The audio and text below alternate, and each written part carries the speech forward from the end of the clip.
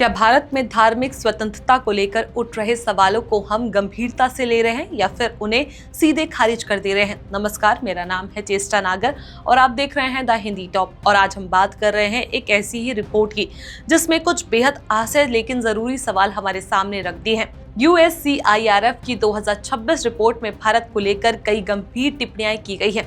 इसमें कहा गया है कि 2025 के दौरान धार्मिक स्वतंत्रता की स्थिति और खराब हुई और कई मामलों में धार्मिक अल्पसंख्यकों के खिलाफ हिंसा, डर और भेदभाव बढ़ा। इतना ही नहीं, इस रिपोर्ट में RSS जैसे संगठन का नाम लेते हुए टारगेटेड सेंसेशन तक की सिफारिश की गई है। अब यहाँ सबसे जरूरी मुद्दा ये नहीं कि रिपोर्ट किसने बनाई, मुद्दा ये है कि उसमें उठाए गए सवाल क्या है। रिपोर्ट में दावा किया गया है कि कई राज्यों में भीड़ द्वारा मुसलमानों और ईसाइयों पर हमले हुए और कई मामलों में कार्रवाई कमजोर रही या नहीं हुई। महाराष्ट्र, उड़ीसा, उत्तर प्रदेश और कर्नाटक जैसे राज्यों के उदाहरण दिए गए जहां हिंसा और तनाव की घटनाएं सामने आई। तो सवाल सीधा है, क्या ये घटनाएं हुई या नहीं हुई? अगर हुई तो उन पर क्या कार्रवाई हुई? अगर नहीं हुई तो क्या रिपोर्ट पूरी तरह गलत है? रिपोर्ट कानूनों पर भी सवाल उठाती है। इसमें कहा गया कि कई राज्यों में एंटी कन्वर्जन कानून को और सख्त किया गया जिससे व्यक्तिगत धार्मिक स्वतंत्रता प्रभावित हो सके। कहीं धर्म बदलने से पहले नोटिस देना जरूरी है, कहीं सजा और कड़ी कर दी गई। अब यहाँ सवाल ये उठता है कि क्या ये कानून सिर्फ सुरक्षा के लिए है या फिर इनके लागू होने से डर का माहौल भी बन रहा है। रिपोर्ट में ये भी कहा गया कि कुछ मामलों में लोगों को घुसपैठिया बताकर कार्रवाई की गई, डिटेंशन और डिपोटेशन के आरोप भी लगाए गए।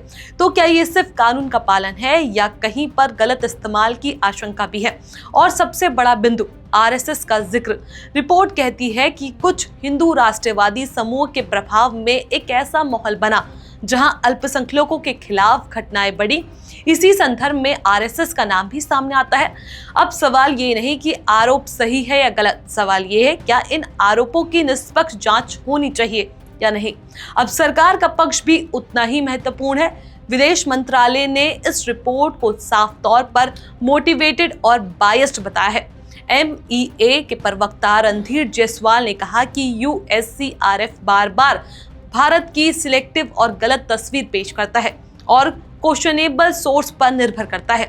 सरकार का कहना है कि ये रिपोर्ट ग्राउंड रियलिटी को नहीं दर्शाती और ऐसी बार बार की गलत प्रस्तुति खुद USCIRF की क्रेडिबिलिटी पर सवाल खड़े करती है। सरकार ने यह भी कहा कि भारत एक बहुलतावादी समाज है जहां सभी धर्म के लोग साथ रहते हैं और इस तरह की रिपोर्ट उस वास्तविकता को नजरअंदाज करती है। लेकिन यहाँ सबसे बड़ा सवाल यही है, क्या ये सिर्फ रिपोर्ट को खारिज कर देना ही प्राप्त है? अगर रिपोर्ट में कही गई बातें गलत है तो क्या सरकार उन घटनाओं पर डेटा जांच और ठोस जवाब पेश करेगी? और अगर कहीं कुछ सच्चाई है तो क्या उसे स्वीकार कर सुधार की दिशा में कदम उठाया जाएगा?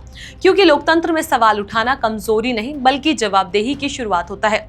ये मुद्दा किसी एक संगठन या सरकार का नहीं, ये मुद्दा है क्या भारत में हर नागरिक खुद को सुरक्षित कर बराबर महसूस करता है? नहीं। अगर कहीं भी डर, भेदभाव या हिंसा की घटना हो रही है तो उन पर खुलकर चर्चा होनी चाहिए, चाहे वह रिपोर्ट के जरिए सामने आए जमीन से। तो अब सवाल आपसे, क्या इस रिपोर्ट को पूरी तरह खारिज कर देना सही है या इसमें उठ रहे सवालों पर गंभीर चर्चा होनी चाहिए?